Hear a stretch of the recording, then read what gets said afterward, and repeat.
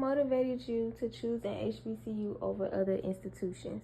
I've always loved like the culture of like African American people, and my whole family is also African American, and I don't know, like I just always wanted to go to a HBCU. It just looked more fun. It looked like the environment looked it better, everything. Do you feel that your HBCU provides adequate resources and support for career preparation? Career preparation, yes, because they have like career fairs. They have a lot of stuff where it can prepare you. You know, they have like the academic advising to help you if, with your career. Like I know a lot of psychology majors. We got a lot of those. They got a whole bunch of stuff for that. And then like I do graphic design, and we have a lot of art teachers and art majors, and they like help you and they give you connections. Like one of my teachers helped me be in a job fair. But the resources, nah. Have you noticed any significant differences in the experiences of your peers who attend HBCUs versus those who attend PWIs? Yes. The PWIs, my friend, she said, it's not as fun. Not even just like the fun aspect, but like they don't do as much.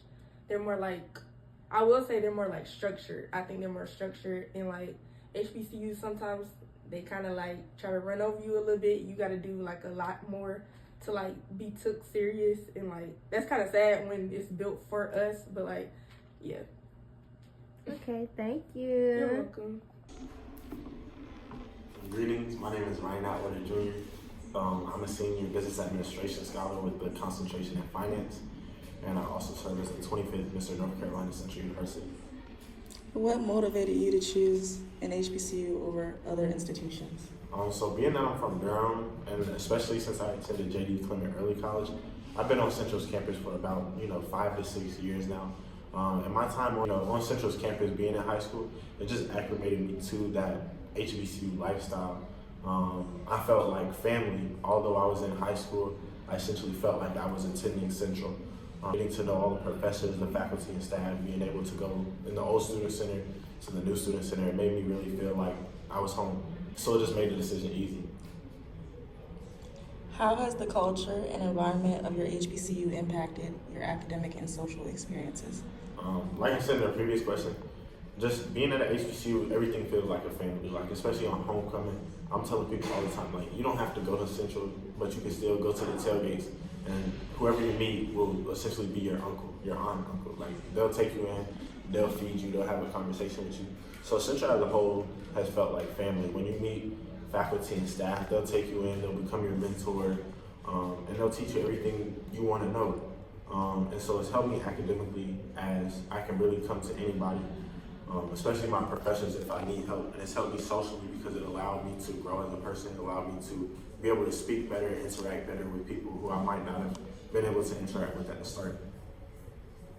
Do you feel that your HBCU provides adequate resources and support for your career preparations? If you asked me back then, I would definitely say no. But now, knowing all the resources on campus, I do feel like my HBCU or HBCUs as a whole provide adequate resources. Oftentimes, or I'll speak for myself, I didn't look into it. Like it wasn't just given to me. Although, the HBCU might have displayed those resources, I didn't take the time out of my day to actually, look into those resources. So I felt like those resources weren't available to me. I felt like, Central wasn't doing an adequate job at, supplying me a career after college. But now that I'm actually, being active in my role as a student, it has allowed me to really realize that Central is, showcasing those adequate resources. They're actually going above and beyond and showcasing the resources to make sure students are well off. How would you describe the representation of Black history and culture in your curriculum? It's a very prominent representation. No matter, where you're getting taught, you're gonna get some type of Black culture, Black knowledge, Black history pertaining to an HBCU. Do you believe that attending your current institution will affect your future career opportunities? Why or why not?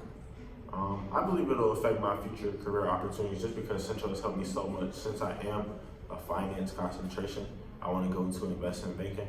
And due to the opening of the new School of Business, being able to meet the dean, meet all the professors, and have new buildings have new rooms such as, the trading room, which will add, Bloomberg terminals.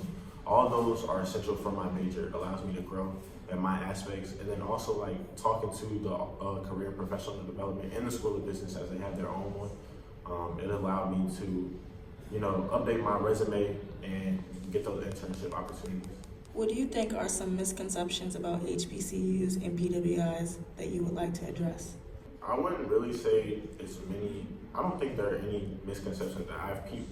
The only thing is like people think PWIs don't go through the same issues as HBCUs. When it's actually proven that like UNC Charlotte, for example, I have a friend that goes to UNC Charlotte. They have a housing issue as well, but due to them having funding, the only difference is HBCUs don't get enough funding. So due to UNC Charlotte having funding, they can just go rent out a hotel. But a lot of PWIs and HBCUs as a whole have housing issues. So to say PWIs don't have housing issues, they just have the funding to recover from it, but they also go through housing issues as well. Have you noticed any significant differences in the experiences of your peers who attend HBCUs versus those who attend PWIs? Just the curriculum aspect of it is night and day. The students you'll interact with is night and day. Like I said, one of my friends who attends UNC Charlotte, he actually transferred to Central. We both went to J.D. Clement Early College, so we were acclimated with Central's environment. And then him going to UNC Charlotte, it was completely night and day. Like, he didn't like the curriculum. He didn't like how the teachers taught, how they spoke. Just the environment of the campus just wasn't something he essentially messed with. So he ended up transferring back to Central, which now he loves. He loves the curriculum. I believe he's like not a pre-med. He's a biology major. So being back in Bright has just helped him grow already.